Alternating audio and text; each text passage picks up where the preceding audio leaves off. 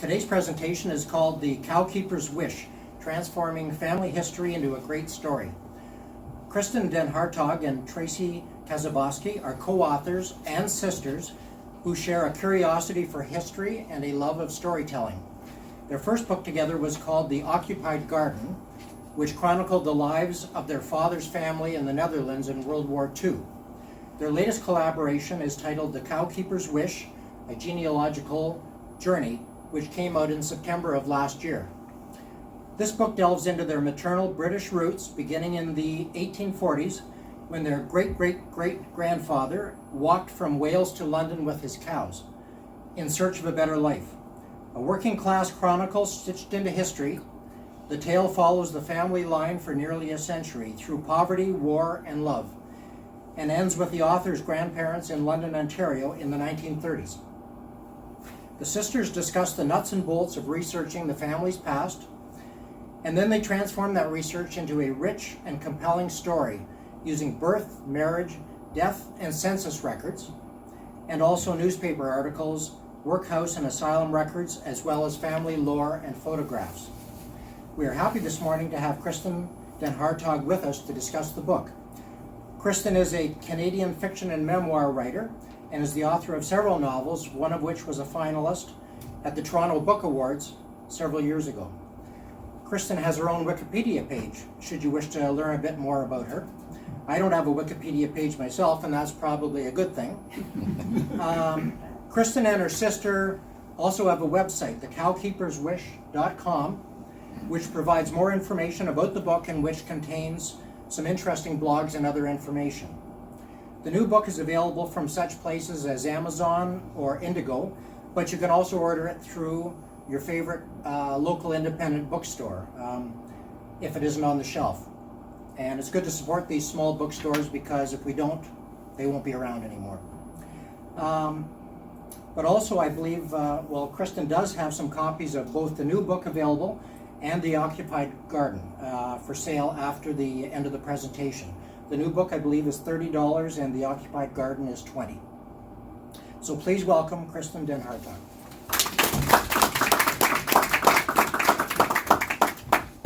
Thanks for that lovely introduction. It's really nice to be here and to see such a great turnout on a rainy day.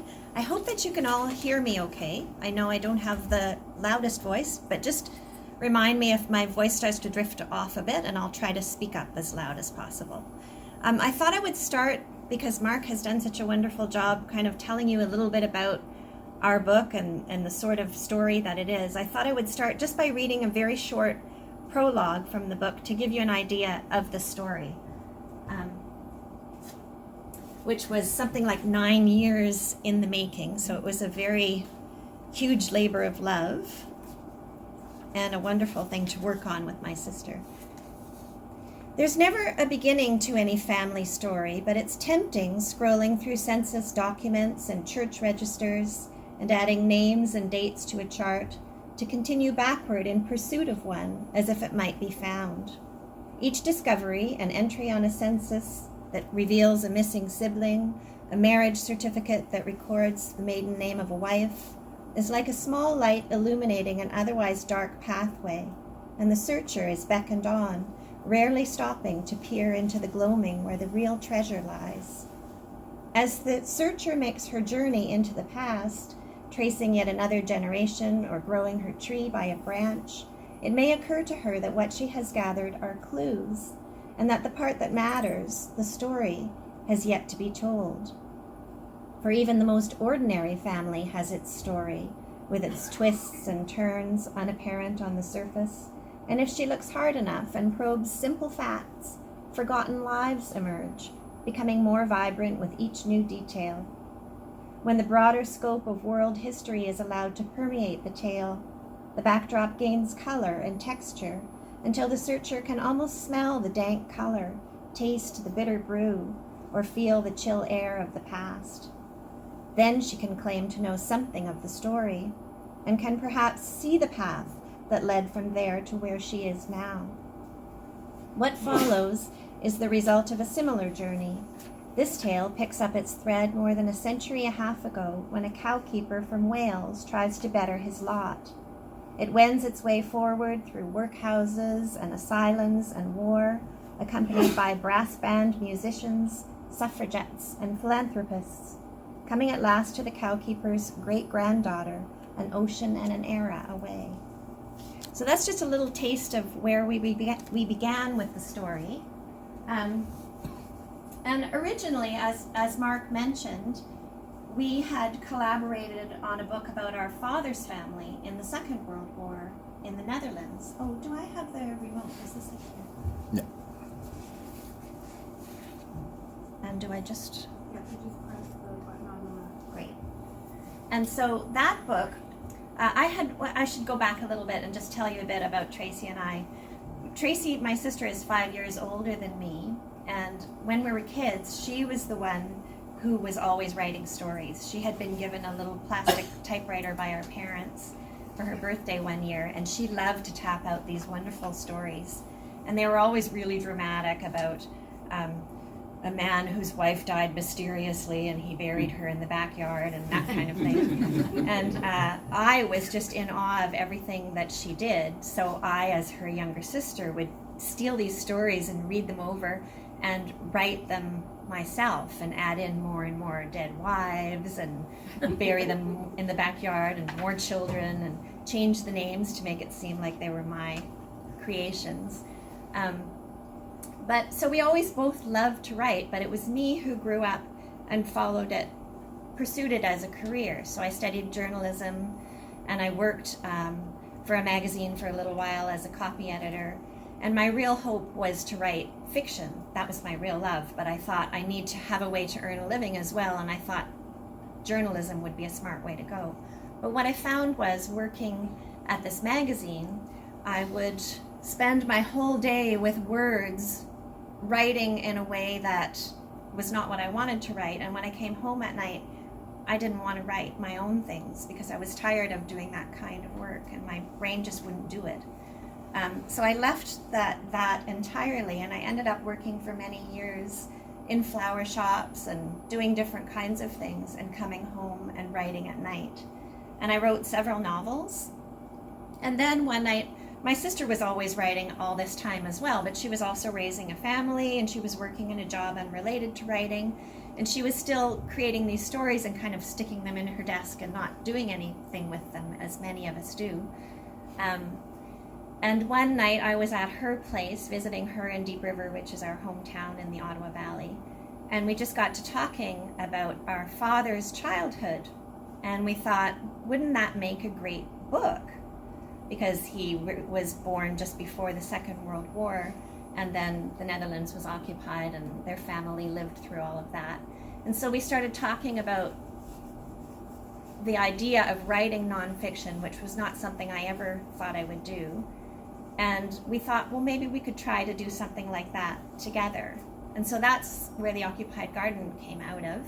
And it was really a wonderful experience. We had to do a ton of research just to even understand what had happened, because we're very Canadian children and raised in Canada.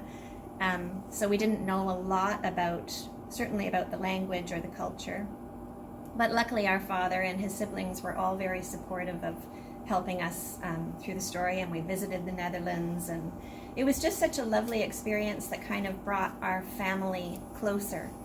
And almost as soon as it was done and out there in the world and getting great response back from readers, some with similar backgrounds, some just interested in that kind of story, we decided, well, maybe we could do a similar thing with our mother's side of the family. And that is where the Cowkeeper's Wish had its origins. So that was many years ago. I think it was about 9 years ago that we originally started talking about the idea.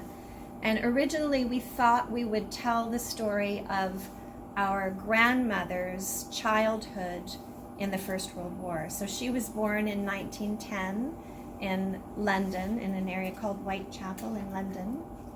And she was orphaned by the end of the war, and she came to Canada with a family friend. So we thought that would be a very interesting companion piece to the Occupied Garden, because it's about the First World War, and it's a very contained period of time, just like the Second World War book.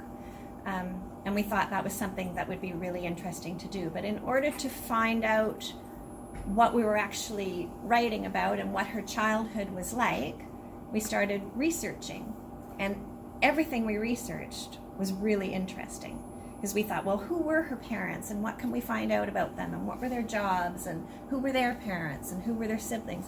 And before we knew it, we had gone all the way back to the Cowkeeper and his wife, Benjamin and Margaret Jones, who Mark mentioned in the introduction, who apparently walked from Wales to London with their cows in probably around the 1840s.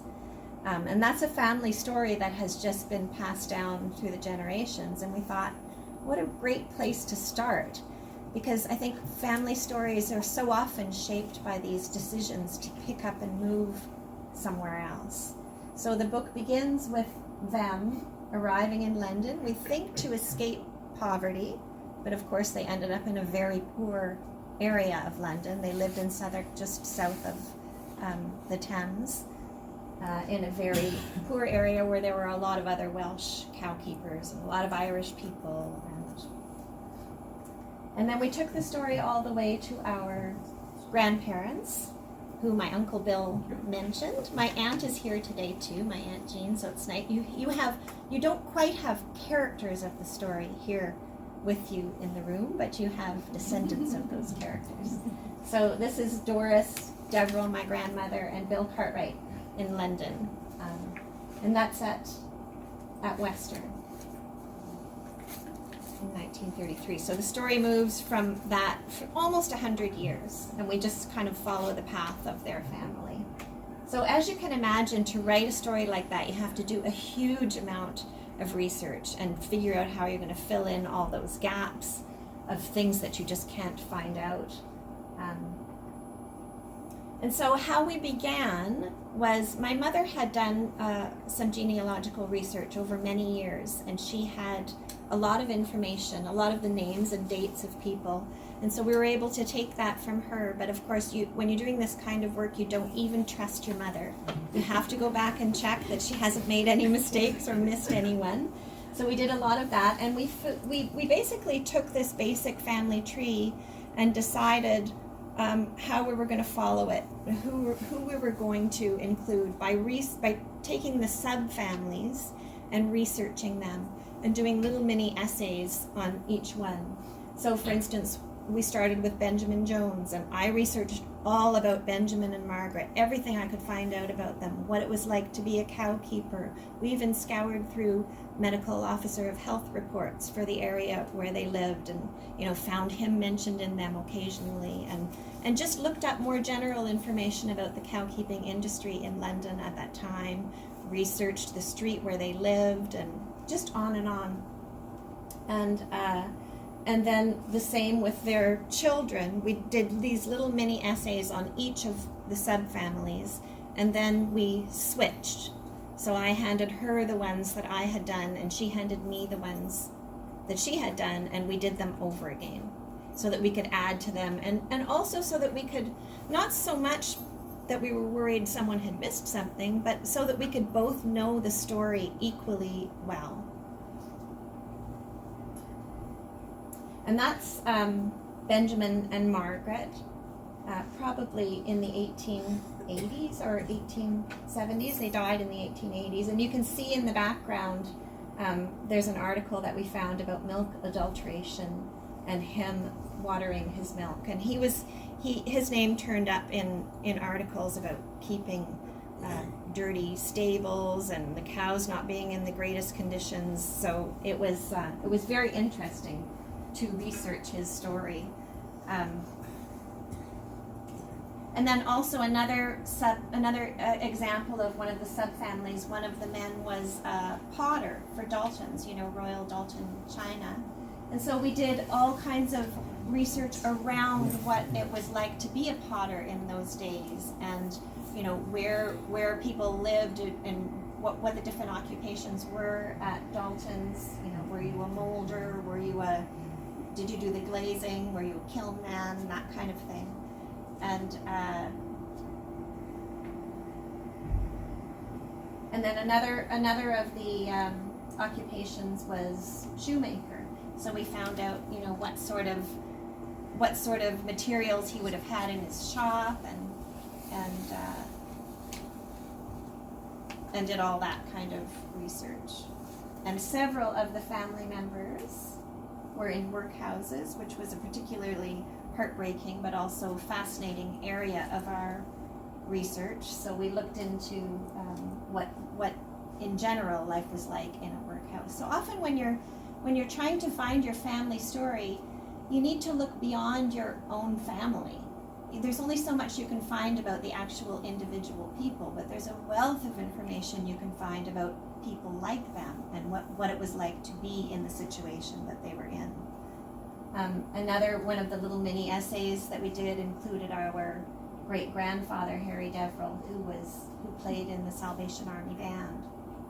So we did all kinds of research about the Salvation Army, which was really interesting because it began in London in the 1860s or the late 1800s.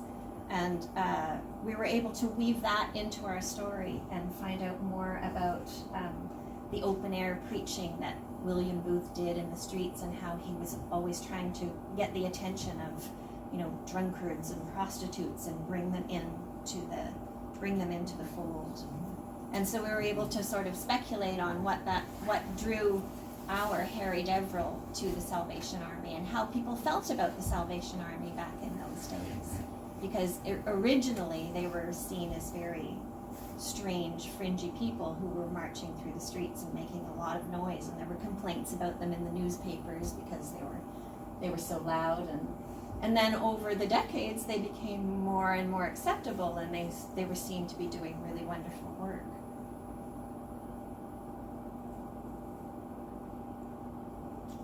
So in order to kind of set all of this, my sister is a much more practical person than I am, and she realized early on we have to have a way to organize all of this information. Once we realized that the story was going to be about more than our grandmother during the First World War, and that we were going to end up covering nearly a century and including a lot of people, she said, I think we need some organizational tools. And one of the things that she came up with was this timeline.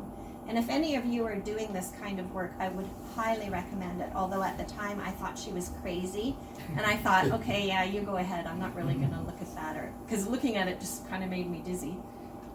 But I very quickly realized it was so useful because we plunked in, we color-coded everything, as you can see. So certain branches of the family are a certain color.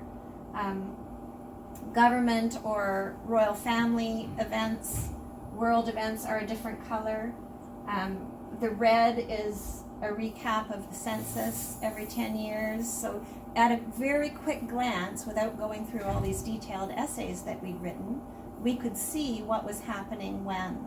And you can see, if so-and-so were married on a certain day, that also happens to be right when a coronation was, or right when a jubilee was, or something like that. And right away that helps you to build your story and to make it broader and to make it relevant to people outside your own family. So that ended up being a very useful tool. And it's funny because now I'm working on another nonfiction book. I'm doing it all by myself this time. And it's set in Toronto at the end of the First World War, and it's about the staff and the patients at a military hospital there. And it's really interesting research because you probably know that Library and Archives Canada has digitized all these First World War service records, and some of them are 100 pages long. You can go through and find out all kinds of things about them. So I've been working on this story. I'm still at the very early stages, but I realized I was getting very confused and muddled with all of the information I was trying to take in, and I was having trouble remembering and writing the story. And I realized I wasn't using the tools that Tracy had put in place for this book. So I stopped writing and I went back and I made a timeline, color-coded timeline, and I started doing little essays on each of the men. So, and women, actually, there are women in it as well. So these kinds of preparations are really, really helpful, even if it's just for organizing your own thoughts. And it also helps you, as I mentioned, it helps you fold in these larger events. So some of the big famous stories that you would know are very much a part of our own family story. So Charlie Chaplin grew up in a really similar environment to many of the people in our family. They lived in nearby Lambeth, and his mother was in and out of workhouses and asylums like people in our family, and he went off to pauper schools like people in our family, and at right around the same time too. So we were able to research his story and kind of weave it in to our own. And the Titanic too. Friends of the family died on the Titanic, and also there's also a connection to the Jack the Ripper stories, and of course anyone who was living in England at that time was interested in anything that happened with Queen Victoria. So having that, being able to look at the big events of the times and weave them into your own family story is a really useful thing. And we also came up with an outline. After we had done a fair bit of research and put these essays together, we had an idea of what we had to work with, and we made an outline for the story.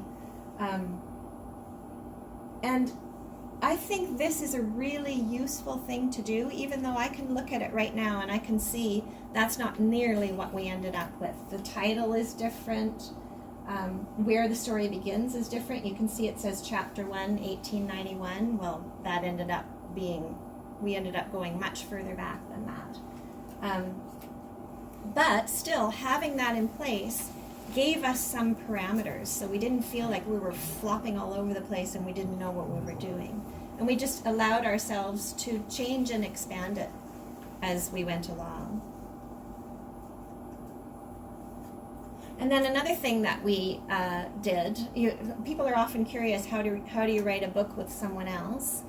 So it is challenging in some ways. It's a lot of fun. It's not something that I could ever do with a novel, but with a book like this that involves a lot of research, it was really great to share the load with someone, and especially to share the load with someone who had the same connection to the story as I did. But what we would do, we've tried to write in the same room together before, and it's a disaster, because the person is looking over your shoulder and it's like, oh, what are you saying it that way for? And you're, get away. So what we do is one of us starts, writes a passage, and emails it to the other. It might be only a page, it might be several pages. It's whatever you can work on in that time. You send it to the person, they receive it, they make their changes on it, and take the story further, add more to it, and then back and forth like that all the time. But the great thing about having the distance and doing it that way is that when you receive the other person's changes and they've stroked through all your hard work and changed all the things that you loved, you can sit there and grumble about it and then kind of take a step back and think, oh, I think I see why she did that and what maybe wasn't working there. Or you decide, no, she's wrong, and you argue your point. And this was a really wonderful way of doing that. It's called the track changes tool. It's probably familiar to some of you. And it's nice because you can see what was there before. You can still see the thing that was taken out. And then the comment bubbles are really useful for similar reasons. You can have these little arguments back and forth. I did this because blah, blah, blah, and no, you're wrong about that. And it also gives you a way to keep track of your sources. So originally we had started, I thought I wanted to be really organized and keep a list of all the citations and all the places where we got quotes. But that became just too tedious, and it was easier just to stick a link or stick a reference in these comment bubbles. So the comment bubbles really got overloaded, and they even became color-coded after a while. So as you can see, just that little bit that I've introduced you to so far with the story, we had a dizzying wealth of resources. We had you know, things like the official records, the birth and death and marriage records, and the census records, and photographs and maps, and letter, like our own family archive. And I just want to go through, I hope that this next bit will be really useful for you, just to recap some of the resources that we used. And this is not all of them, but it's some of the ones that were our favorite things. Especially the newspaper archive, I would put right up there for me. And for us, it was the British Newspaper Archive, which is wonderful. I can't even remember how many newspapers it encompasses, but it goes back a long, long way. You buy a subscription for it, but I think you can also, if you have a subscription to Find My Past, I think it might be folded in with that. So there's various ways of, yeah? Is that correct? Yes. Yeah. Yes. Yeah, there's various ways of looking into these things. So I won't talk about memberships or costs of things, because I know there's different ways of accessing stuff, and a lot of times things are available through public libraries too. But as far as newspaper archives, any newspaper archive is fascinating in my books, but this is the one that we used primarily for the story. And the kinds of things that you can find there are not just newspaper articles, but also official notices, letters to the editor, obituaries, ads, photos and illustrations. And I always say to pay really close attention to the images that you see, because you can pull details out of there, and you end up with a whole lovely paragraph for your story, if that's what your intention is. So here there's an example of the burial of Queen Victoria, and you can see just at a glance at that photograph, that's her son in the center and the Kaiser on the far side. And you can see the way the buildings are decorated in the background, and there's people hanging out their windows, and there's a lot of stuff going on in that photograph that you can just, or illustration that you can just describe, because those, if you have family who was living in England at that time, this would have been a huge event for them. So it's part of their story. It's a legitimate part of their story. And then the other kinds of things that are interesting to look at. Think about newspapers nowadays. I mean, I know it's changed somewhat because we look online for a lot of things, but the same really. That if someone was entering our world from a totally different realm, it would be a wonderful way to find out about us and about the things that interest us and the things that make up our lives. So that's why I always try to look really closely at even the most ordinary things in these old newspapers, like the advertisements. So on the 1917 one, there's an ad for a face cream that's geared specifically towards munitions workers, because you know they had all kinds of problems with their skin because of the harsh chemicals that they were working with. And then in the 1918 one, there's an ad for Ovaltine. It's just ordinary Ovaltine, but they've marketed it in a way that talks about the war. There's a convalescing soldier and his lovely sweetheart there with him, and there's a nurse floating by in the background. And then in the 1919 one, you can see the war is over, but it's still very much a part of the culture, and they're talking about ways to use the puttees that they wore on their legs as part of their uniforms, and now you can wear them for walking and hiking and riding your bicycle and those kinds of things. And then again, looking at the larger stories, the newspaper archive is wonderful for that. So you can find out about the Jack the Ripper murders and what they were writing about them at that time. And if you look at different newspapers, just like now, they frame the story slightly differently. And I always try to keep in mind too, just like today, the things that you read in the newspaper aren't necessarily true. So you have to keep that in mind when you're writing about it. Just because you've read it there doesn't mean that it's a fact that you're putting in your story. But the fact that it was in the newspaper in the first place is true. And so you just always have to be careful of how you're weaving it into your own story. And then, of course, the World War at an end was a huge deal. The suffragettes, we also worked them into our story. So these are just examples of some of the bigger stories that came up at the time. And then we also always tried to pay attention to more local stories. So you can go onto this British newspaper archive and search, our family lived on Red Cross Street. So you can go onto the archive and search just the name of the street, and you can narrow it to a year or a month or a week and find out what was happening at a particular time. If you're writing about your family and you're trying to fill things in more and figure out what they would have experienced, this is a really lovely way to do it. So I'm just going to read you a little example of a story that we found from Red Cross Street at that time, just to give you an idea of the flavor of the street. An eccentric old woman named Rosetta Hogg, who for 20 years past has occupied one wretched room in Southwark, has just died a miserable death. Among other peculiarities, she was accredited with keeping a black cat of such ferocious tendencies that for years none of the neighbors had dared to enter the room. Up to a week or so ago, she seems to have subsisted on parish outdoor relief, but this was at last discontinued owing to her refusal to go into the workhouse. As she was not seen for several days, the police burst open the door of her room, and there lay the dead body of the old woman, naked and huddled up in front of the fireplace. An old cloak rested on her shoulder, and the cat sat close by. There was not a vestige of furniture in the miserable garret, which was black with the deposits and accumulations of the years, and so foul that it had to be disinfected before the body could be touched. And yet in wretched squalor like this, the poor will sometimes prefer to starve and die rather than go to a workhouse. As you can see, it's written in quite a melodramatic way, but it also tells you a little bit about the attitude at the time towards the workhouse. And we realized reading this that if she'd lived in the street for this long, this would have been somebody that our family knew on their little stretch of Red Cross Street.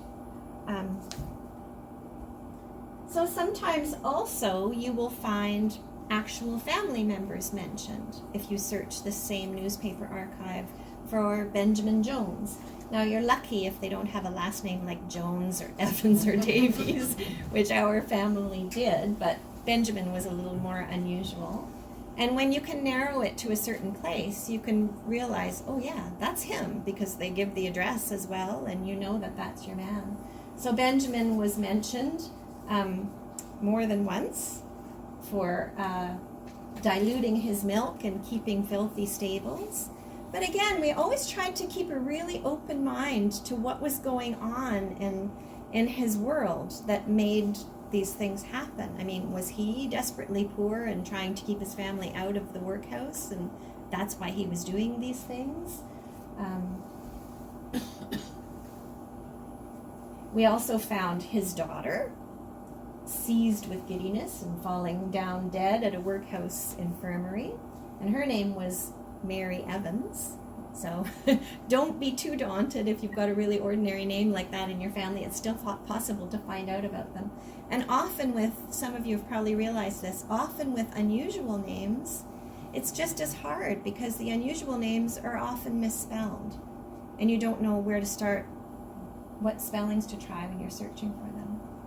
And in the newspaper archive, we also found a weak-minded 2 times great uncle committing suicide on the railway tracks. And there was an inquest into his death that ended up producing some substantial articles and substantial family information. His mother was interviewed afterwards about what she thought of the inquest, and it ended up giving us some really rather heartbreaking detail. And then this is a great example of how wonderful the newspaper archive was and how we were able to marry it with other information that came from other sources. So this is the story of our great uncle, so my grandmother's brother, who joined the Navy in the First World War and was on a destroyer accompanying a convoy back and forth between Scotland and Norway. And they were attacked by 2 German ships, and the convoy was sunk. And it was thought at first that everyone on board the Mary Rose, which my uncle was on, had died. And the family was even sent notice of his death. And it turned out that he was one of 10 survivors. So I should say too, the book is divided into 3 parts. The first part of the book is the Victorian years and the Edwardian years leading up to World War I, and the second very hefty middle part of the book is all about World War I. So this was really important part of our research because we wanted to tell as much family stuff as we could about the war. So we spent a lot of time researching the sinking of the Mary Rose and all the individual men who were on board at the time. And then you can see how we used a variety of different types of information to build the story beyond what we'd read in the newspaper articles. So we had this photograph that you see on the edge there that we came across online from someone else who had posted it and was researching the same thing. We had the newspaper articles, we had the notice. We didn't have the original telegram that was sent to our family saying, "This man has died, we're sorry," but we did have a letter that they sent afterwards saying, "Oops, he didn't die, could you send back the telegram?" So, and then we had you can see a little bit of his service record near the middle there. And then what we also had from the Imperial War Museum in London, which has a wonderful collection, some things digitized, but most things not. We had to write away and acquire these for ourselves. But you can see, if you search through the catalog, you can see what they have. So I realized that they had these letters that had been written to a widow. One of the women whose husband died in the sinking must have written to the 10 survivors or some of the survivors and said, "Can you please tell me everything you know about my husband's last moments?" And so we were able to acquire these wonderful letters talking about what happened. And it's interesting to see the difference in the way these men approached the story. One of them was really quite frank and honest about what had happened, and others were kind of being very, like, just, tossing out whatever they'd been told to say about, "Oh, everyone was brave, and isn't it sad?" But, so we were able to use those and weave those into our story too. And we think it's probable that she wrote to our Uncle Joe too, but that letter doesn't survive. I would think if there's only 10 surviving men, she probably wrote to all of them and said what happened. So she also saved, or I don't know who it was who eventually donated these letters and other Mary Rose memorabilia to the Imperial War Museum, but obviously maybe one of her children or something like that. But I just want to say too, and I know you all probably feel this way as well, when people save things and pass them on to archives, they are wonderful people because you never know who it's going to be useful for. And we look for our family story beyond our own family. So this is one example of a way you can do that. And then also reaching out and sharing and telling people what you're doing, what you're researching is really useful. So that's what we did with the Mary Rose. We went onto forums, you just Google your head off about Mary Rose 1917, and you're going to find somebody else who's researching the same thing. And we ended up finding this same photograph that we had already seen in other places belonged to, you see this man here. He was another one of the survivors. I love that photograph of him with his hat pushed back and his arms folded and his dimple. He just looks very handsome and devil-may-care kind of guy. His grandson was very fascinated with the story as well and was researching the Mary Rose. And we found him online on another forum, and he lives in London. And because we knew we were traveling to London and doing some research there, we asked, could we meet together at the National Archives, where they had the big stack of court-martial papers and inquiry papers that looked into the Mary Rose after the sinking. And he was really interested to see all of that too. So we met him, and we met another woman that we'd met online who was researching her great-uncle who died. And so we met these strangers in London, And he brought this photograph with him, and his grandfather, before he died, had written the names, given him the names of all the people that he remembered in the photograph. So we were able suddenly, we'd been researching all these people, doing all our little mini obsessive essays. We were able to put faces to a lot of their names.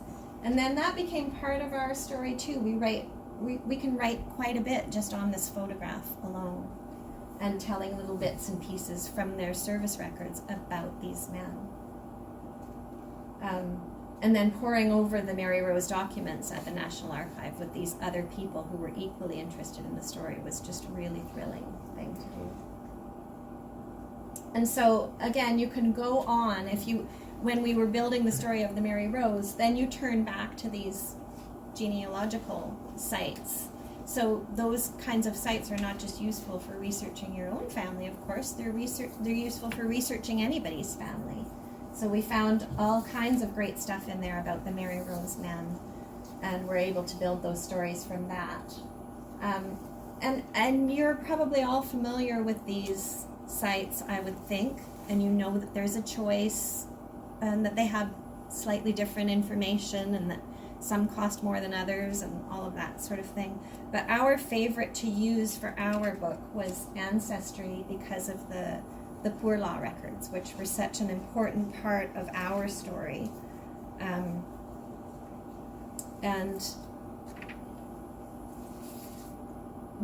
So the things that you can find in the poor law records are workhouse inmates, apprenticeships, registers of lunatics, registers of deserted children, and something called settlement records, which at that time you had to, so for instance with the admission and discharge records for workhouses, you could type in a name and they would pop up, but with the settlement records you couldn't find people by name. You had to actually search through the books, but I think that is changing as far as I can tell. They haven't done all of them, but I think that eventually you're going to be able to search those by name too.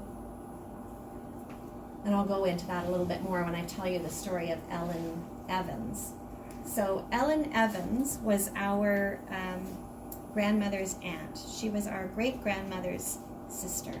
And we knew very little about her when we first began researching our story and doing the little mini essays that I told you about. She was the one who was married to the potter. And we found their marriage record, and we found the births and deaths records of their children, because often there are death records. As you know, babies often died, all too many of them back in those days. And we were able to follow the family through on census reports, and then suddenly, I think by the 1901 census, she wasn't there anymore. But he was listed as married, living with his children.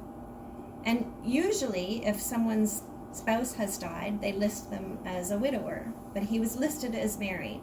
And again in 1911, he was listed as married. So it seemed odd that twice in a row there might be a mistake. And we couldn't find a death record for her. So we thought, she's got to be somewhere. And we kept searching all around for her, and looking with other family members and searching her name, or various versions of her name, because her married name was Roth, but her name was Margaret Eleanor, or sometimes it was Eleanor Margaret, or sometimes it was Margaret, or sometimes it was Ellen, and sometimes Eleanor was spelled a whole bunch of different ways. So she was tricky to find. And we kept giving up and thinking, well, it doesn't really matter. We've got a ton of stuff to work with. We've got too many characters, really. We can just forget about her. But as you probably all know, it's really hard to forget about someone when you can't find them. You just keep going back and looking, and you get obsessive about these things. And we each did that kind of secretly on the side. And then eventually she popped up.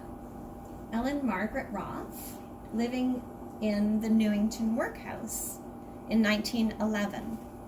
And so she'd been missing. The last record we had of her was from the mid-1890s, when she had her last child. And so then we were able to go to the admission and discharge records for the workhouse to verify that that was her. And there was other information in with that made that certain. So we knew that she was at the Newington workhouse in 1911, but where had she been all that time since? Well, that's when the settlement records came in. So the settlement records are these, I don't know if any of you were familiar with that, but basically, I always find this difficult to explain, but basically in the different areas of the city were divided up, and it's like, if you came from Lambeth, for instance, you were supposed to go to the Lambeth workhouse, and that meant that people from that area were contributing to the money for your care. So you could go to the Lambeth workhouse if you were from Whitechapel, but the Whitechapel Union had to give money to Lambeth to pay for your care, for you to be there. So there was all this bureaucratic work going on in the background to make sure people were where they were supposed to be, or that the money was there for them to be there. So the way that they would ascertain where people were supposed to be is they would go around and interview family and neighbors and things like that. And so these settlement records were just that. They were determining where Ellen was supposed to be and who was supposed to pay for her care.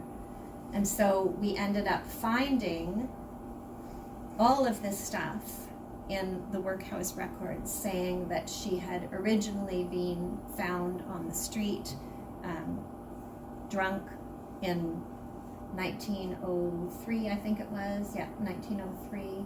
And it says here she had bruise on her right hip and feet very much discolored from old boots, head and body in a filthy condition, rash all over body, apparently from vermin bites.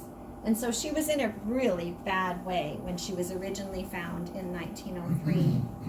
And she was taken in as a wandering lunatic. And then she was sent to an asylum. The settlement records told us she was sent to Stone Asylum. And her husband, that she'd been estranged from, the one who was by himself in 1901 and 1911 with the children, they wrote to him and said, can we come and interview you, basically. And so there's even, in these records, there's even this note from him writing back to them and saying, yes, I can meet you any time after such and such time. And so it's really moving to see the actual handwriting of, some of the people that you're researching. And so the settlement records also mention these other members of the family. That's our great-grandmother seated on the left with her sister. So the two sisters of the woman who was in such a bad way. That's our great-grandfather in the middle, and an aunt in the family. These people are all mentioned in these settlement records. And so then we were able to go on, because we knew she had come to Newington Workhouse from Stone Asylum. The asylum records were not available to us through Ancestry, but we knew that they were at the London Metropolitan Archives, so we could go on to that website and search Stone Asylum and see if they had books relating to that time period, because they have a great catalog. And we were able, sure enough, they had the case books for the time that she was there. And we didn't know what we would find in them, but we knew that we were planning a trip to London to do all kinds of other research. And that's not always possible for everybody to do. But what is possible is to look through these catalogs, and if you find something promising, you can have someone look for you. So, don't despair if you think, I can't go there myself and look. There's always other ways around it. But we were lucky enough to go, and we didn't know what we would find, because you can't see any of them online. But we knew that this covers the period that she was there. She was there from 1903 to the time that she went to the workhouse in, I think, 1910. And so we were amazed that when we started paging through this rippled old ledger to come across several pages about her case, and also even a picture of her. That was really startling to us. We never imagined that we would find that, and there are no other pictures of her that we know of. We've never come across another picture in the family. And so it was really neat how this person that we almost gave up on, and that we knew the least about and weren't even going to include in the story, ended up being someone that we knew the most about. There's all kinds of things written in these files, the workhouse and the asylum files, about her, the domestic squabbles between her and her husband, and her horrible drinking problem, and all of the things that happened in their marriage. I was really surprised at the level of intimacy in the details, personal things. And you don't come across that kind of stuff very often, so I'm really glad we kept on digging. And also one of the things that we did when we looked through this book, again, look beyond your own family story. And all of her details were, of course, the most important to us, and we were really careful and meticulous about recording all of them.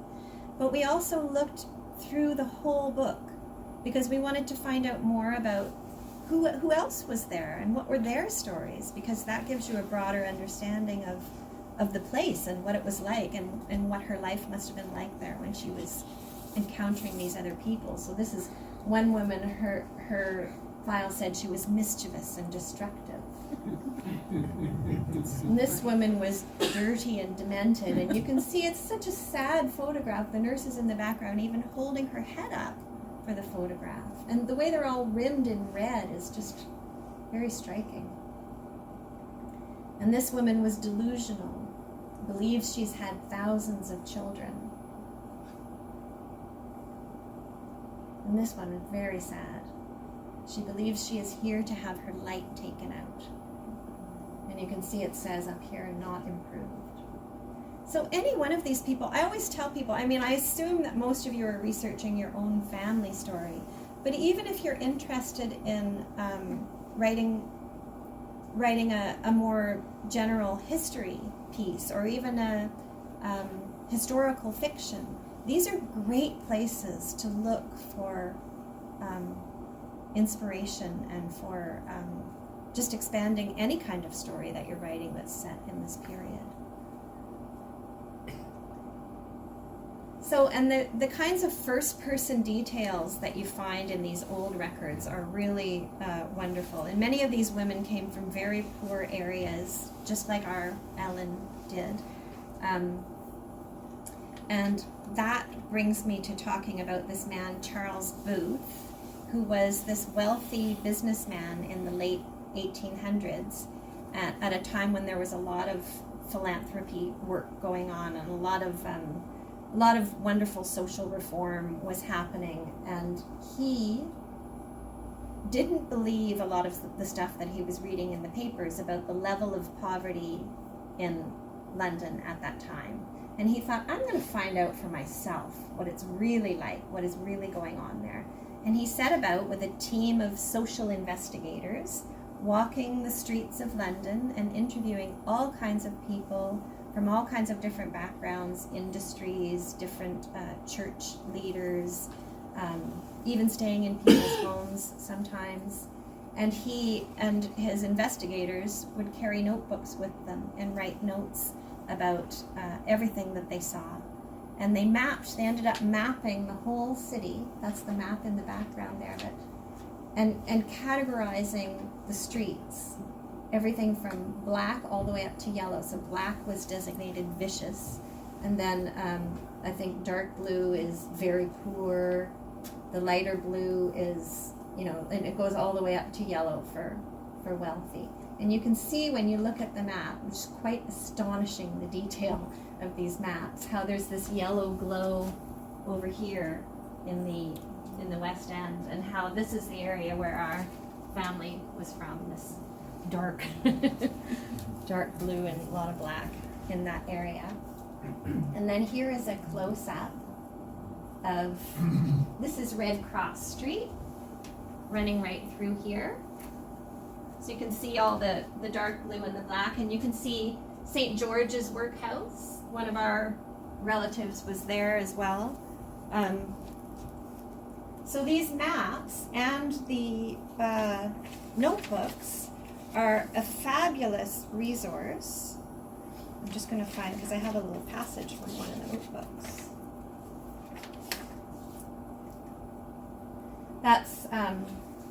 And you can look at these maps online. They're in the public domain, so you can even use them. We've used them in our book. You can even use them any way that you want. They're free for anyone to use, but you can see them online, and I think they're divided into parts of the city, and you can open them up into really astonishing detail to see all the different streets and the different colors on them. And you can't read all of the notebooks online, but you can read many of them. And again, you search for a term, and where that term is mentioned, the different notebooks pop up. And we also visited the archive when we were in London, and so my two sisters went, and they were able to go through and look for things that hadn't been digitized. So I'll just read you a little example of the kind of things you find in the notebook, and just imagine this man walking through the streets and recording what he sees. So it says, the whole of this bit might be black. The inhabitants of the houses and lodging houses are prostitutes, haunces, and thieves. Youths and middle-aged men of the lowest casual class, loafing. Undergrown men. Women slouching with draggled skirts, hatless but hidden under long shawls. An awkward place for strangers at night. And then a page or two later he writes, notorious women's lodging house at the northeast end. Hardly a whole pane of glass in any window of the houses. A row of stables runs down the center, tenanted by one scarecrow horse. Stable yard used as a dumping ground for horse refuse, full of manure, bones, rotting oranges, all residents of the lowest type. Barton, that's probably the police officer that was accompanying him, was nervous at my going down here at night, saying the chances were in favor of brickbats or slops upon my head. Many evil faces at the windows, but nothing happened. Police don't go down here unless they have to, and never singly. So that's writing about the neighborhood where our family lived. And I always think it's interesting to read this because although it is a first-person account from that time period, it's an outsider's account of the neighborhood. And you have to wonder, how did the people who actually lived there feel about their own streets and their own environment? I'm sure it would be very different. But still, first-person accounts like these are really wonderful. And the more you can find of them, the better.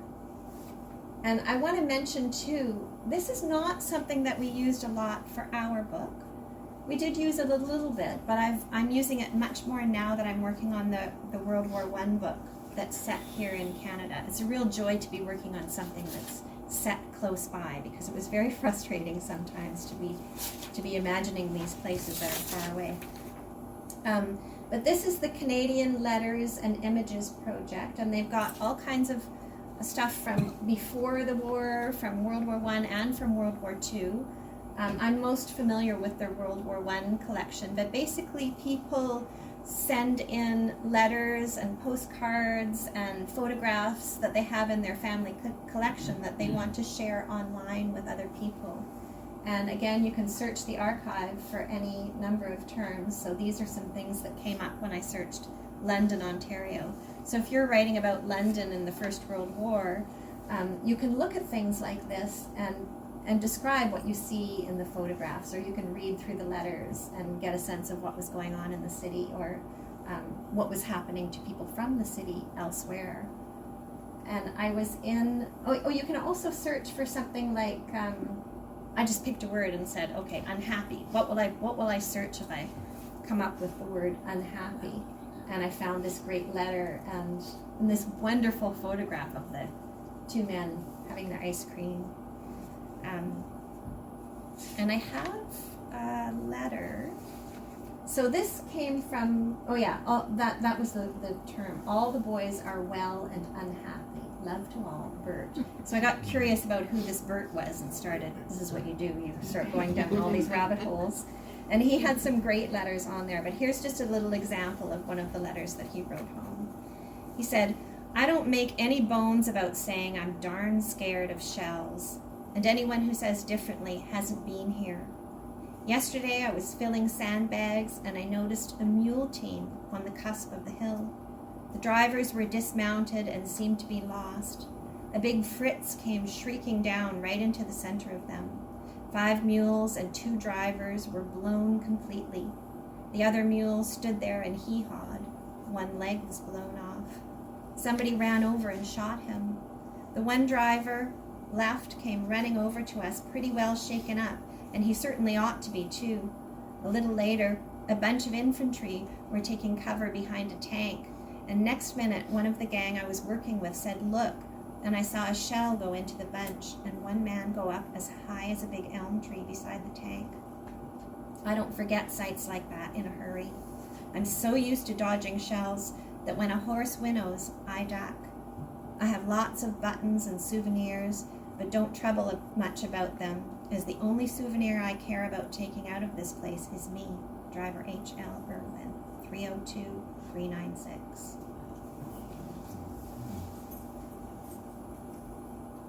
So then, if you want to find out more about H.L. Irwin, you can go on to the Library and Archives Canada website and just put in his name or his service number, and you can find his record. And like I said earlier, sometimes they're 100 pages long. Some of the records that I have found, and this is not common, but it does happen, and when it does, it's really surprising and wonderful, have photographs in them. If the men were wounded, sometimes their treatment, as part of their treatment, they took photographs of the man, and for some reason they're included in the record. So there's a lot of great detail that you can find here. But again, the important thing is to take all these different resources and pull them together.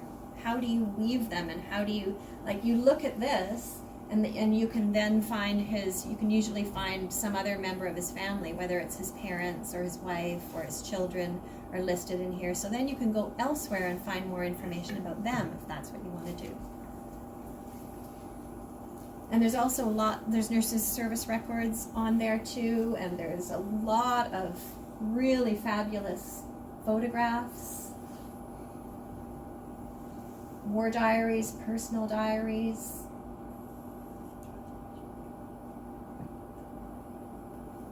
And then, as I was saying before, the important thing is to blend all of this stuff.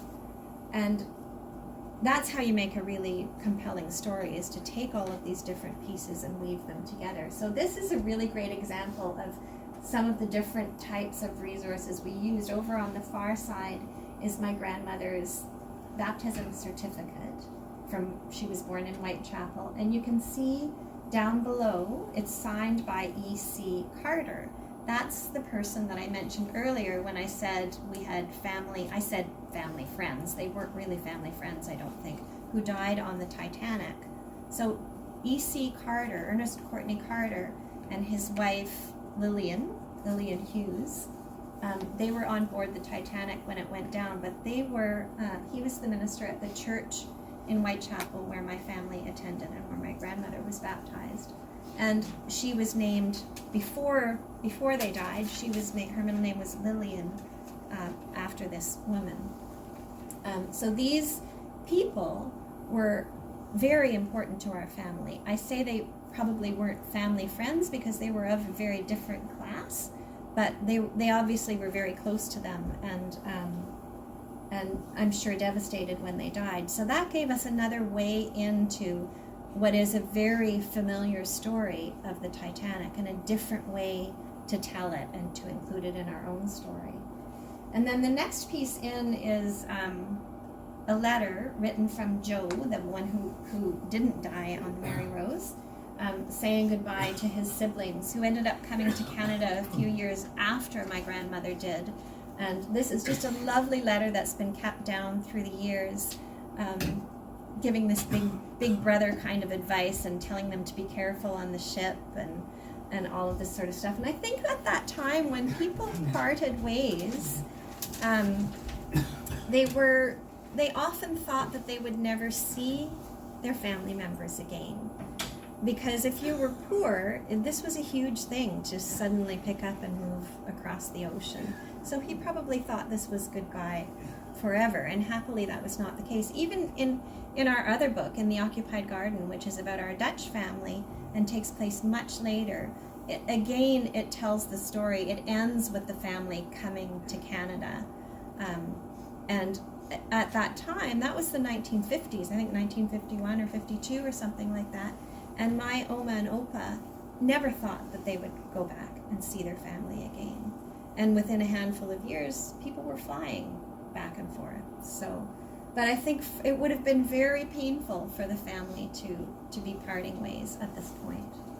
And then the photograph on the far side is my grandmother with the bathing cap on and a new friend that she made in Canada after they first came over. And the penny on the bottom is a lucky penny that Joe had with him in his pocket when he was on the Mary Rose. And you can see, I think his wife has written on there, from Joe Deverell when he was saved 1914-1918 war from Mary Rose. So all those pieces are just really different examples of things that we use to build the story. And as a wonderful surprise for us, when we were having the book published, it was published by Douglas and McIntyre, and when they designed the cover, we kept thinking, we had given them over all these photographs. A lot of the photographs are included in the book, and we thought they might want to use one for the cover, but we really didn't know what they would do. And writers don't have much say in what the cover looks like. The publisher always wants the final say and that kind of thing. They'll listen to you, and they'll take your, they won't take your advice always, but because really they know better than the writer does. So we were just kind of nervous, thinking, what on earth are they going to come up with for the cover? And they ended up using all of those bits that I just showed you. And I think they did a wonderful job of creating this almost like a little collage. It looks sort of scrapbooky, which is really fitting for the story. So you can see on the edge, the outer edge is the baptismal certificate. Then just inside from there is Joe's letter. And just inside from there is the Charles Booth map that I talked about.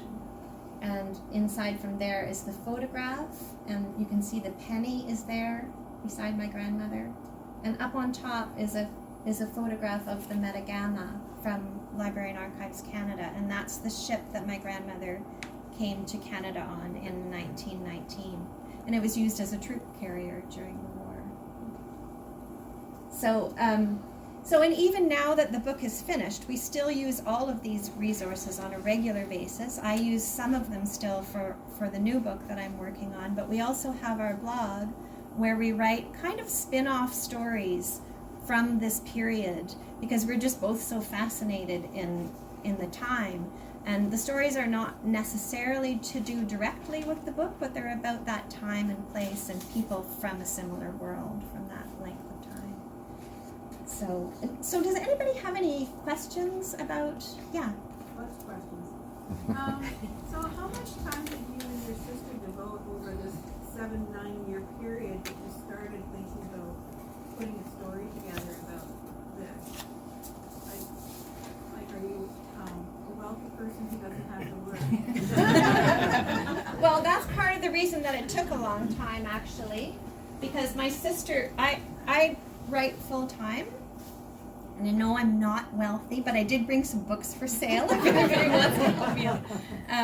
But my sister has a full-time job, so she works at the high school in the town where she lived, in our hometown, and so it was much more difficult for her to kind of keep up with me, and but we spent a lot of time. And in retrospect, there are probably some things that we could have done more quickly. And it wasn't 9 years solid. We're not that crazy. So I wrote another novel in that time period. And that was really to allow her some time to catch up with me and so that we could be in the same place when we moved the story forward. But we spent many years. And I think that this next book will also take me many years. And it is not an economical way to write a story, but it's really fun, and it's really interesting. We learned a ton doing it. So you mentioned doing things differently. What's the first thing that pops in your mind that you would do differently? That's a really good question. I can say, well, I give the example of this book that I'm currently working on, realizing that I have to go back and do all this preliminary legwork before I move into the writing. But that's actually slowing me down more. I don't know, because when you're writing this kind of story, you have to find the things first. And sometimes you don't find anything. And it just takes a long, long time. So I guess if we had taken shortcuts, so I'm altering what I've said now, I don't know how we could have done it differently. Because if we had not persisted in looking for Ellen, for instance, we wouldn't have that whole part in our book. And it became really important because what we discovered over time, in a book like this, you need a thread. You need something that's pulling the whole thing together so that it's not just this family did this, and then they did this, and then they did. It has to be about something bigger. And we realized, as we were putting the story together, that it was really about poverty. It's about one family's path through poverty and how much it determines what they do with their lives and where they go or where they don't go and the choices that they make or the things that they can't choose. It's really all about poverty, and she became a wonderful example of that. So if we had cut corners, we might not have made those same discoveries. Or fleshed it out. Yeah. I just hope that the next one doesn't take 9 years. Yeah. The lady that was committed to the asylum, did you find out how, did she just get found on the street, or was she committed by someone? How did that happen? She was found on the street, and she was drunk, and they decided that she was insane. I don't think she was. The authorities decided? Yeah, they took her first to a workhouse, and she was supposed to appear in court, and she didn't appear, and then eventually, within a matter of weeks, she was transferred to the asylum. And the notes in her file say that she's melancholy, that she weeps all the time. I mean, this is for years. And that she's jealous of the other patients, and she has, she mopes, and she's lazy, but nothing that really makes it sound like she was insane. So, and I think that was the case with a lot of people who were in these places. And also, when I say, I always want to qualify too, when I say that she was found drunk on the street, and that, all this stuff that comes up about her relationship with her husband, about them fighting, and there's even stuff about them fighting in a bar that's written in the record. I always think all of the information about her comes from somebody else. It doesn't come from her. Nobody asks her, why did you do this? The way we do now. What's the matter? Why are you acting this way? So it's all from somebody else. So who knows what was causing her to drink, or how her husband treated her, or any of those things. So when we're writing about that, we always try to bring that forward so that we're not giving the reader a really narrow impression of who these people were, because we don't know. So, yeah. Back to budgeting. How did you budget your time between you and your sister?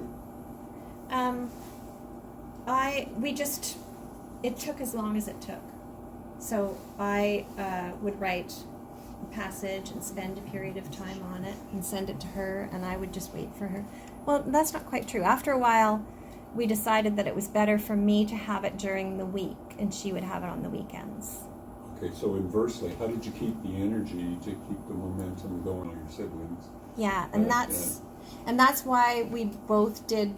That's why we decided to both work on everything rather than dividing tasks, and we both wanted to be equally familiar with the story and equally going over each other's work so that it sounds like it comes from one place, because otherwise it could be really choppy. So yeah, we just kept passing over it. Did you use common software then? Yeah, just Word. It was just Word? Yeah. And also when she had it on the weekends, I would either take the weekend off, but if one of us had it for a long period of time, the other one could be doing other things, not writing, but doing research or, updating essays or adding things into that timeline. and that kind of thing. So there's always, on a book like this, that's a really great thing that's much different from fiction. There's always something to do. So if you feel like the writing is not coming, or there's some reason that you can't do the writing part of it, there's always other things that you can do and be working on that is still moving the book forward. You spoke earlier about your references and your filing. What did you find was the best filing system for keeping photographs or documents or reference material that you found? Well, we scanned everything that wasn't already digitized so that we could share it and both see it. And we shared things in Google Drive. So we'd put everything up there so that we could both see it. We didn't do the writing that way. We did the writing just by sending each other the manuscript by email, because for some reason the track changes tool worked differently in Google Drive. You couldn't see everything clearly. So, but for all the other information, we uploaded it there so that we could both see it. And the certificates too. So one of us would order certificates, and in order for us both to be able to see the information all the time. But after a while, it became very unwieldy. So that goes back to your other question about doing things differently. I would be more organized with that kind of stuff, because it quickly became all these things, and I didn't always know where to find them when I needed them most. Because even if you're organizing them and putting them in folders, it's hard to remember, what did I call that folder again? Because sometimes things, you come across a document that really could go in more than one folder. So then it's hard to find. Did you have a numbering system? No. So it's just word of mouth between you of where something was. Yeah. Yeah. After all this work, or during all this work, how did you save it? Your documents, I don't know if so, did you save it in the cloud or on the disk? Yeah. Or what? Yeah, I saved it again in Google Drive. And also we do the old-fashioned thing sometimes of printing stuff out. That also helps you look at your story differently. And I do this for fiction too. In fact, I did it for the book that I'm working on now. When I came here on the train yesterday, I printed a chunk of it out and just read it on the train. And I noticed all kinds of things that I don't notice when I'm sitting at the computer. It's just a different feeling. And sometimes I still hand write too. I still write, if I'm feeling like, I always describe it as when you're working on a computer, it's like there's something between you. The computer sometimes gets between you and your story and blocks the way. But when you're working with a pen, it feels like it's just coming right out, and it's strange, but. And not all, I don't do that very often because it takes a long time. So I know a lot of people use Evernote or OneNote to pull all their bits and pieces together. Have you ever done anything about that? Like, I know a lot of people do find that useful for organizing. Yeah, see, I should probably, I have to admit I'm not very organized. I've used Evernote a little bit, just trying to get a sense of how that would help. And So what does it do essentially? basically, it's a really good way of pulling things from the internet and your own notes, etc. You can tag them. I think OneNote does a similar thing, and I don't know a lot about it. I did try it and I kind of abandoned it because you really need to put a lot of effort into learning it first, and then it will become more intuitive. But you can tag things, so if you can search for them within one search field, and it'll say if you tag with World War I. Yeah. Come up with everything that you've tagged with World War I. Yeah, that sounds useful. And also you can tag websites, so you can just link to them from your. I think it's probably a really useful tool, and OneNote as well. I just haven't found anybody who's a real expert at it. Yeah, because things get very unwieldy after a while when you're working with a big story. How did you arrive at the publisher that you ended up with? I had an agent at that time. I don't have an agent anymore. but she submitted it to several publishers, and they're the ones that we ended up going with, and they were really wonderful to work with. So I'm hoping the same will happen with the next book. Did they have the final say as far as proofing your work? Well, you work with an editor. We worked with an editor and then with a copy editor. And I find generally, well, our manuscript was very polished when we sent it in, because we were basically each other's editors all the way through. But whenever I've worked with an editor, and this is the same is true with fiction and with nonfiction, they don't change things really. They tell you where something's not working, and they leave it to you. They might make suggestions of what they think is wrong or how you could fix it, but they leave it to you to fix it. And usually they're right. I actually really love the revising process. My sister less so. She likes to write and she thinks it sounds great, let's just leave it that way. But I love going back and digging in and making it better and stronger and bringing it out. So I really like it when someone reads through my work and says, this part doesn't work, or this is, my husband too reads through things, and he's very honest. He always says, about titles especially, his line is, I think there's a better one out there. So, but I like that kind of thing. I didn't in the beginning when I first, with my first novel, when I first got the manuscript back from the editor and I saw it, back in those days it was on paper, and saw it all written all over, and I thought, do you just feel kind of heartbroken, and it's going to be so much work and impossible to fix. But then when I started in on the process, I realized actually this is fun. This part is fun because it's not the other part, especially with a novel when you're first doing the writing, is very difficult because you have this big blank canvas and you could take it anywhere and you sometimes just don't know what to do. But when you get to the revision process, it's there. You just have to fix it and sometimes move things around, and I said I had several questions.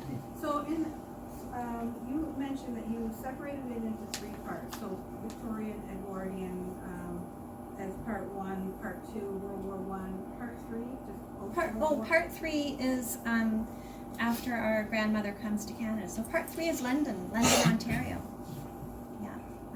And you also said that it became a story about poverty. So at what point in your thought process between you and your sister did you decide that was kind of the theme for the story? Pretty early on, because we always knew, like I said earlier, my mom had done a lot of genealogical work. So we knew the very basic story of our family. Like we knew that Benjamin was a cowkeeper, and we knew a little bit of detail about what they'd done for a living. And my mom always said, we didn't come from wealthy people, or nobody in our family everybody was working class, but we didn't really know what that meant. We just thought that meant that you didn't earn very much money. Like now most of us don't earn very much money. But then when we started actually reading about what people's lives were like, and how the squalor that a lot of the people lived in around them, we thought, this is not the way we understood it at all. And I hope you don't mind me telling the story, Auntie Jean, but when my aunt read the book, she wrote to me and said, ever since I read the book, she lives in a lovely home in London. It's not anything big or grand or wonderful, but it's a nice home, and she's there by herself now because her husband died. And she said, I keep wandering around my house and thinking, I'm so fortunate, and my family's life is so different now than it was not very long ago. 100 years is not all that long, and all the things that happened in between. So, and what we were really originally trying to tell the story of my grandmother, but we realized, everything that happened almost because of poverty in some ways. And so she ended up coming here because all of those things happened.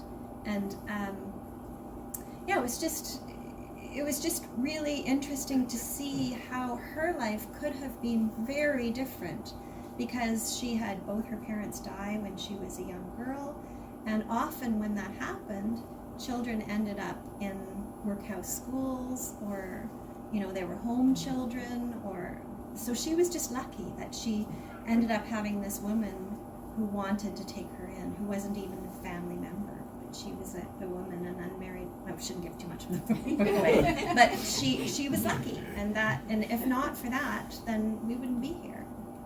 So yeah. Were you able to go back beyond Benjamin's family? That's a His funny parents story. and beyond? That is a funny story, because we thought about that, but when we got back to the Wales side, so Benjamin Jones, his father's name was John Jones, and Margaret Davies, her father's name was David Davies. And then there were some Evans people too, Evan Evans, and we just thought, no, we're done here with these people. And also we thought it was a really interesting way to frame the story, to begin with people coming and to end with people going. So, yeah.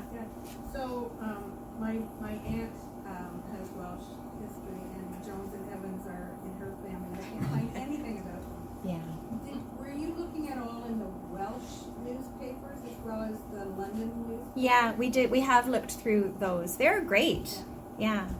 I've used them for other things too. I worked for a long time as a volunteer for the Imperial War Museum, had a great project called Lives of the First World War. I don't know if any of you came across it. It's finished now, but over the period of, I guess, maybe it began in 1913 and it just ended in March.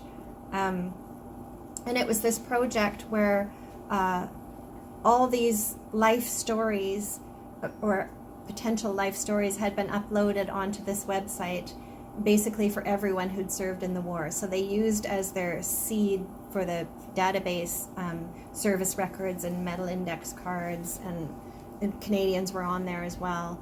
And I was a volunteer who had the power to create life stories for people who were missing.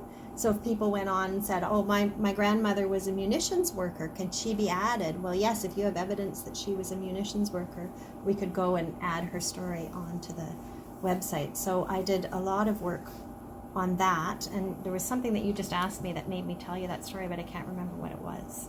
What did you just ask me? About Welsh newspapers. Oh yes, so I ended up doing a lot of, and originally I went on to this live site as a user, because I was trying to find out more about the Mary Rose men, and the live site enables you to gather them into communities. So you can make a community of people, all the men who were on the Mary Rose, and you can make another community for the 10 who survived.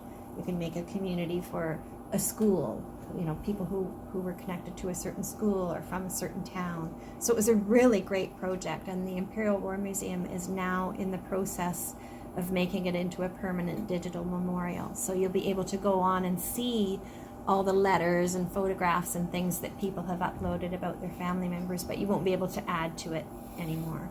But I did come across the Welsh newspapers through my work for that, actually, because I was often researching people and looking for information about things not connected to my own story. But yeah, and it was great. It's really user-friendly. And anybody else? Yes. I think it'd be interesting for the people to understand that you weren't just doing it by email, but you're also a long distance away. And so, if you had something that you had to brainstorm over together, you either had to do it on the phone or make a trip. Yeah. And that's what, 5 or 6 hours Yeah. of driving. Yeah, so Tracy lives in the Ottawa Valley and I live in Toronto. And for the most part, as I said, that distance was great and worked really well for us. But sometimes we did have, we'd talk on the phone on a Sunday night and just kind of recap and pull everything together, because it is hard to get everything across. And sometimes you don't really know how you're going to work out a problem, and the best way is just an actual person-to-person conversation. And then our research trips too. We did our research trip together to London, England, and our middle sister came with us, and our mum, and they were our research assistants and also our cooks. So that was really fun. And we also came here to London, Ontario, when we researched in the library downtown, and talked to our family members too. Even though the story doesn't go into the lives of our mom and her siblings, it ends before they're born. We still interviewed them about their parents and what they could tell us about what they remembered of their stories. So. Did you always share the same storyline or evolution of the thread as you were developing it about Jeannie and You mean, your did we sister? disagree on where? Well, I'm assuming, by the way you presented it, that you've kind of had the same mind sense from the beginning. There wasn't you didn't struggle with it at all. We didn't struggle, but we did disagree sometimes on where we thought it would go. And it just took a while for it to gel and figure out what it needed to be. And after a while, it became obvious to both of us. But in the beginning, we had different ideas, slightly. Yeah. And I was very afraid of taking on all these characters. I kept trying to pare down the characters because I couldn't keep them all straight in my head. And she loves a really big, meaty story, and I was a bit scared to go that way because I'm a very detailed person. I like to write about intricate details and really bring small moments to life, and she's the big picture gal. But I think we did get rid of some relatives, but not too many, and I quickly became. Are they buried in the yard? And I became okay with it. I think what I needed to do the groundwork. I needed to really understand the time and the place that we were writing about. And once I had that solidified, I felt more comfortable juggling everything. Yeah. How did you work out the budget financially? You've done a number of books, but obviously there's a cost in it. Yeah. Aside from finding a publisher, but publishing it, putting the work together. Yeah. One of the big helps with that was a grant. I think we've got a couple of grants, actually. So there's Canada Council, Ontario Arts Council, and Toronto Arts Council.